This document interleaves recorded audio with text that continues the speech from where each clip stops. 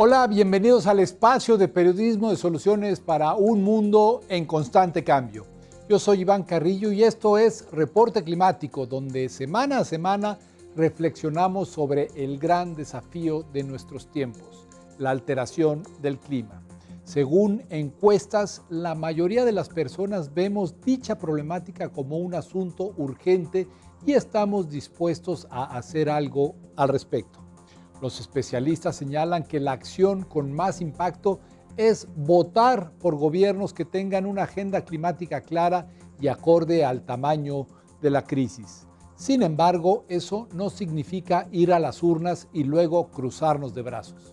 Por fortuna, podemos hacer algunos ajustes en nuestra vida diaria que al sumarse contribuyen a mitigar el cambio climático.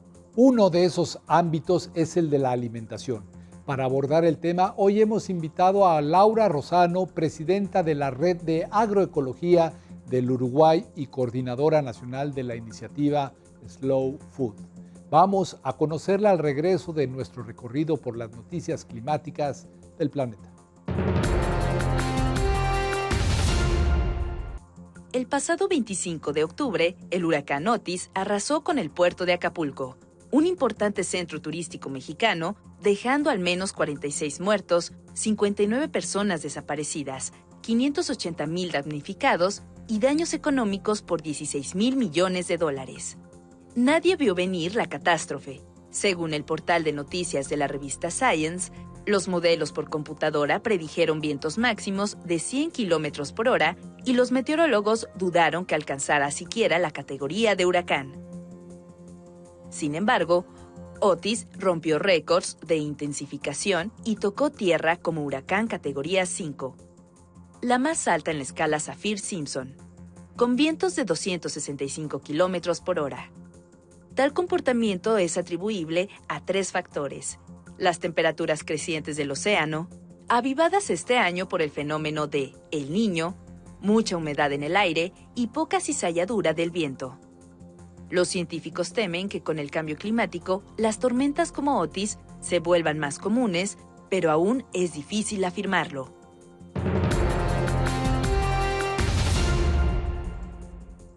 Protestas masivas estallaron en Panamá luego de que el 20 de octubre de este año se promulgara la Ley 406 sobre la mina de cobre más grande de Centroamérica, que mide 12,000 hectáreas y está ubicada en bosque protegido. De acuerdo con medios locales e internacionales, la norma consiste en un nuevo contrato para que Minera Panamá, filial de la compañía canadiense First Quantum Minerals, extraiga, procese y exporte el metal durante al menos los próximos 20 años. El gobierno aprobó dicho proyecto en tiempo récord, pese a que tiempo atrás había sido declarado inconstitucional. Los panameños salieron a las calles para exigir la derogación de la ley y el presidente del país, Laurentino Cortizo, propuso resolver el tema mediante una consulta popular, pero el Tribunal Electoral descartó esta opción. En gran medida, la ciudadanía rechaza la actividad minera debido a su alta demanda de agua, lo cual termina impactando al Canal de Panamá, ya de por sí afectado por la sequía asociada al cambio climático.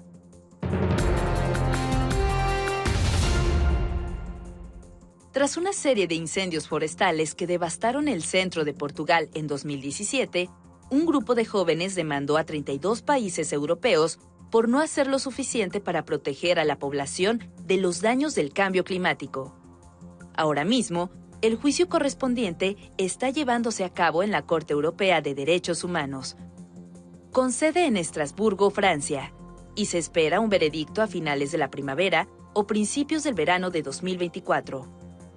Associated Press reportó que los acusados son Gran Bretaña, Suiza, Noruega, Rusia, Turquía y los 27 estados que conforman a la Unión Europea.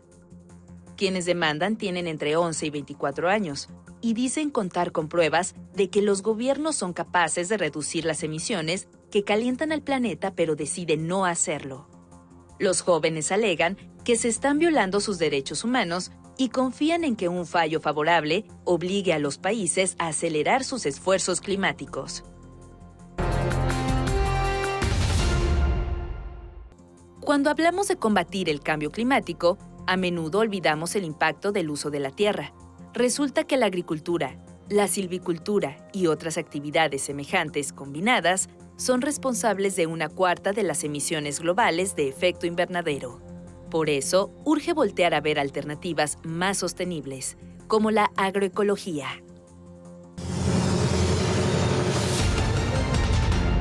En los albores de la humanidad, las personas subsistíamos gracias a la caza y a la recolección de lo que ofrecía la naturaleza. Hace 12.000 años esta dinámica cambió con el origen de la agricultura y actualmente estamos muy lejos de producir los alimentos como lo hacían nuestros ancestros. Uruguay es un claro ejemplo de lo que nos ha sucedido.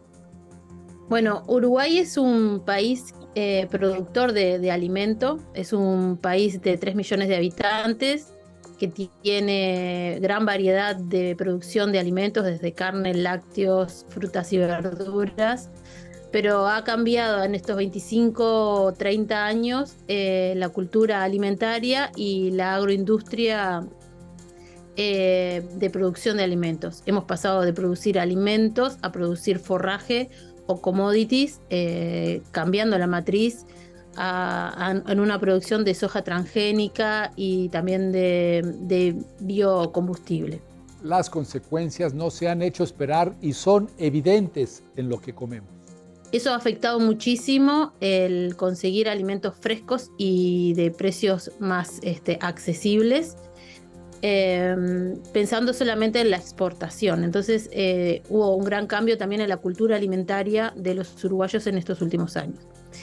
En esta crisis la gente como que empezó a pensar más en lo que consumía, de dónde venía el alimento, qué era lo que estaba llevando a la mesa, y ahí hubo como un vuelco en pensar más la forma de producir ese alimento en nuestro país. A pesar de esa reflexión, Laura Rosano opina que aún hace falta mucho trabajo de información y de educación alimentaria para que la gente vuelva a consumir comida local, estacional y sana como la que se produce en las chacras de Uruguay. A través de las dos organizaciones, tanto la Red de Agroecología como Slow Food, se ha empezado a trabajar mucho en el acceso al alimento de forma directa, en los mercados de cercanía, en las compras de canastas, en el abrir las chacras a los consumidores para que compraran directamente y no pasaran tanto tiempo en un supermercado o en una distribución de alimentos. Y además la agroecología no es tampoco solo un pensar de un tipo de producción, sino que también tiene toda una carga social, ¿no? Todo esto de que hablamos del arraigarse a la tierra, el quedarse en el lugar, el vender directo, el que los que trabajan ahí tengan una remuneración justa. Se ve todos esos aspectos, no solamente que el producir sin químicos. Se trabaja también mucho en todo lo que es la parte de educación y de las chacras abiertas, que la gente sepa cómo se planta, cómo se cosecha y cómo se comercializa ese alimento. Este boom de la agroecología se vio influenciado por la emergencia sanitaria de COVID-19 y se manifiesta especialmente en la población joven. Jóvenes están volviendo a la tierra y quieren tener tierra para poder cultivar de esta forma. Uruguay tiene un sistema de préstamos de tierras que se llama el Instituto de Colonización, que son tierras del Estado que se prestan a productores familiares para que se asienten en la tierra y puedan cultivar y producir. Y estos últimos años muchos jóvenes se han volcado a la tierra. En estos últimos 3 años, con el cambio de gobierno, el Instituto de Colonización tuvo un cambio de políticas y no está tan dirigido a los jóvenes, pero hay mucha demanda y eso significa que hay como una esperanza de que la agroecología vuelva a ser una forma de cultivo, porque era como se cultivaba antes y cómo la gente se asentaba antes en la tierra para producir, vivir y estar en comunidad también. La transición que nota e impulsa Laura Rosano conlleva además nuevas maneras de organizarse en torno a los alimentos. Los productores familiares siempre están en grupos de productores. Tenemos nosotros en la Red de Agroecología regionales que están en el territorio y se nuclean para comercializar, para hacer intercambio de saberes, para utilizar un sistema de certificación que se llama SPG, Sistema Participativo de Garantías, que garantiza al consumidor y garantiza a los demás productores una forma de producción limpia, agroecológica, y toda esta forma de nuclear grupos de productores, de nuclear consumidores a través de esos productores en mercados o en grupos de compra, fortalecen estos sistemas alimentarios que ya desde hace mucho tiempo la FAO lo pronosticó como la forma de alimentar el mundo.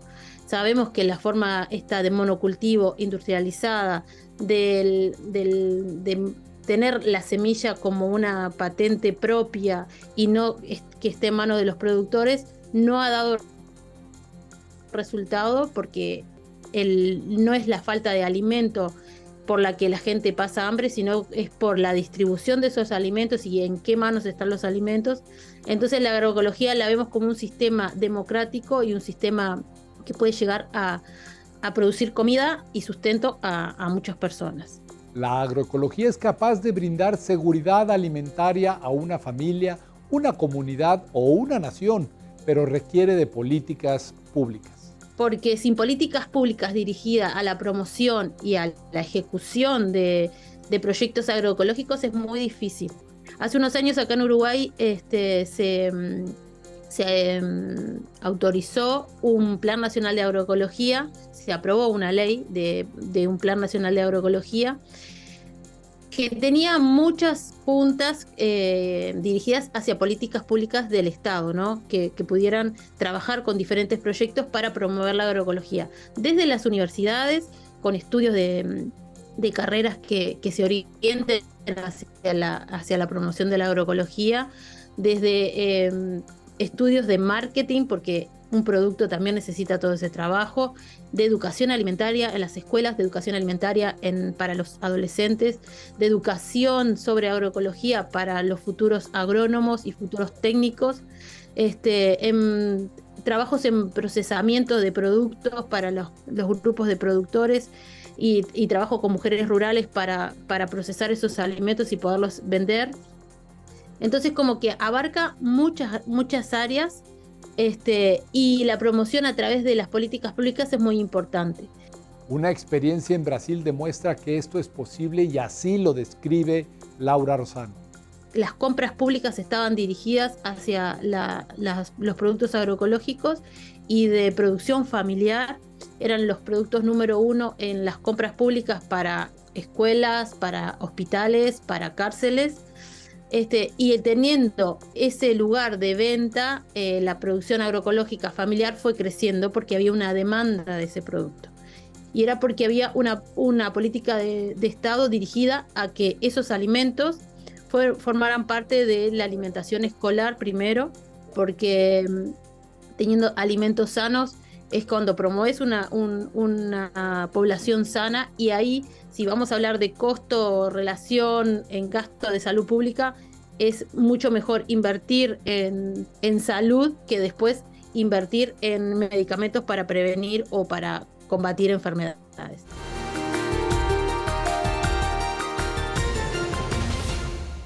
Observaciones del IPCC sugieren que tan solo en Europa, transitar hacia la agroecología significaría cortar las emisiones de carbono de la región en un 47%, sin afectar su seguridad alimentaria. La Organización de las Naciones Unidas para la Alimentación y la Agricultura define a la agroecología como una disciplina científica, un conjunto de prácticas y un movimiento social. Casi siempre en la agroecología no hay un solo tipo de cultivo, sino que si tenemos una chacra de hortalizas, esa chacra de hortalizas también va a tener animales que van a producir ese abono que vamos a necesitar para la tierra, y se va a utilizar mucho la rotación de las tierras. Vamos a plantar abonos verdes y vamos a descansar la tierra para que luego esa tierra esté muy fértil para volverla a trabajar. De este modo, lo que hace la agroecología es imitar los procesos de la naturaleza, propicia la biodiversidad y fomenta la interacción de las personas. No es solamente pensar en producir en corto tiempo y en poco espacio, sino que, por ejemplo, yo soy una productora de frutas nativas del Uruguay, que hicimos todo un rescate de frutos nativos que se habían dejado de cultivar en Uruguay y se comenzaron a cultivar, y mi forma de plantarlo fue de forma agroecológica. demoró un poco más tiempo en que los árboles tuvieran un buen tamaño y una gran cantidad de kilos de producción, pero yo tengo muy bajos costos de insumos, porque en realidad lo que nosotros hacemos es plantar abono verde al pie del árbol, después cortarlo y tirarlo al pie del árbol nuevamente o volverlo a enterrar. Ya casi no regamos porque el suelo está tan fértil y tan cubierto de la pradera natural del campo que la absorbe bien el agua y no se va. Entonces es todo un proceso que uno va aprendiendo, porque vas respetando y viendo qué productos podés plantar ahí, ¿no? Los agricultores familiares de todo el mundo son reservorio de estos saberes. A ellos les debemos la producción de alimentos de forma agroecológica. Se está trabajando mucho con la rotación de ovinos y de bovinos con campo natural, que comen en una parte, rotan a otro lugar, esa pradera vuelve a crecer. Digo, es todo como que lo vas aprendiendo a medida que te vas interiorizando en el campo. Yo soy de ciudad, hace unos 15 años que soy agricultora ecológica. En realidad soy una aprendiz de agricultor porque voy aprendiendo siempre a medida que voy quedándome en el campo. Pero estos grupos de productores lo que tienen es estos intercambios de saberes, que uno se junta con otro productor y va aprendiendo, y la mejor forma es en esa práctica de ver cómo se comporta la naturaleza, en dónde está situado el campo, qué tenés alrededor, cómo proteger las áreas de efluentes de ríos, de arroyos, de lagos, de proteger el agua también, de no hacer un gasto excesivo de agua, del tratamiento de nuestras propias aguas, del lugar de producción. Se trabaja mucho con energía solar, los insumos, producimos nuestros propios insumos biológicos para controlar alguna plaga. Otro de los beneficios de la agroecología es que no necesitamos tierra para ser parte de ella.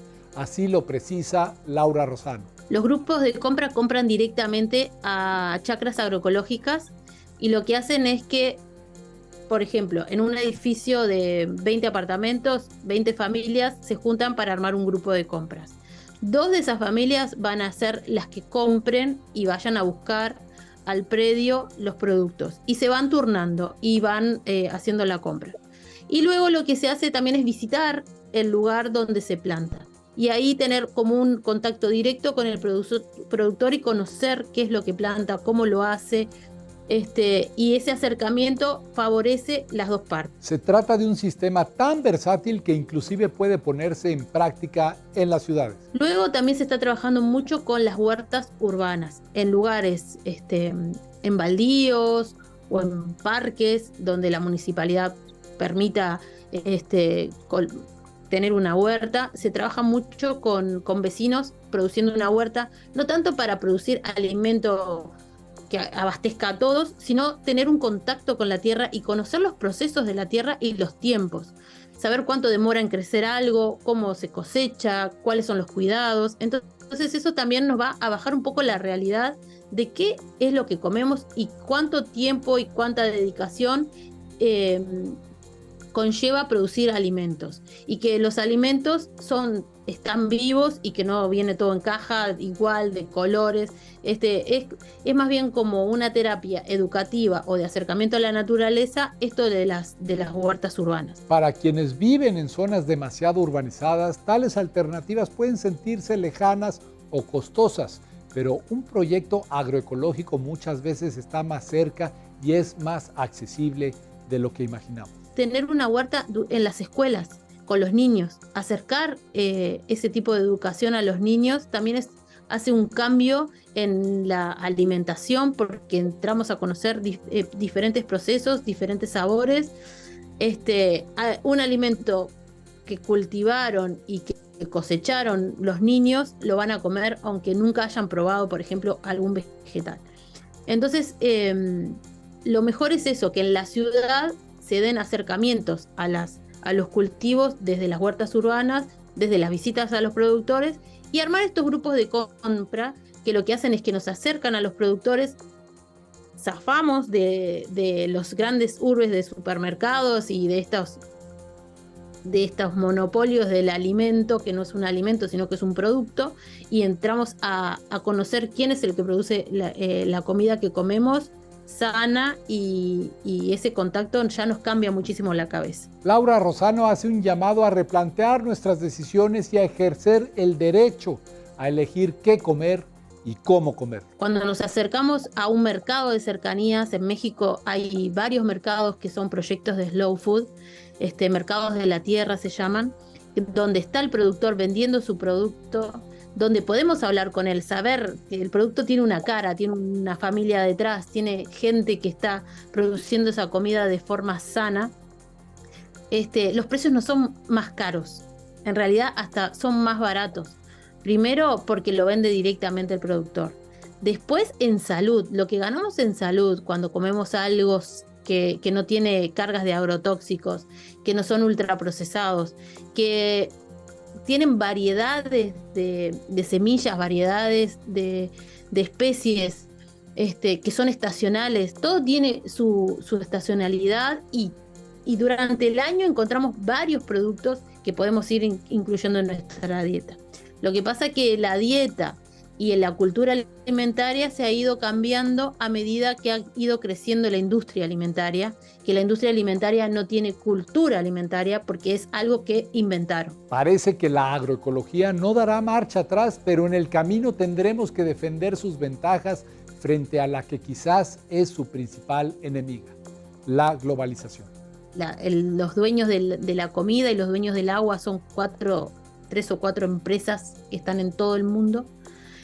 Lo que tenemos que empezar a hacer para mí es educar, informar, juntarnos, tratar de formar redes con los productores, con los consumidores, con los educadores, con los campesinos, con los indígenas, con toda esa sabiduría ancestral que tienen, y empezar a armar núcleos, porque yo creo que es la única forma que nos podemos llegar a salvar y a poder revertir todo esto. Esto fue Reporte Climático, periodismo de soluciones para un mundo en constante cambio. Muchas gracias por haberme acompañado. Se despide de ustedes Iván Carrillo. Hasta la próxima.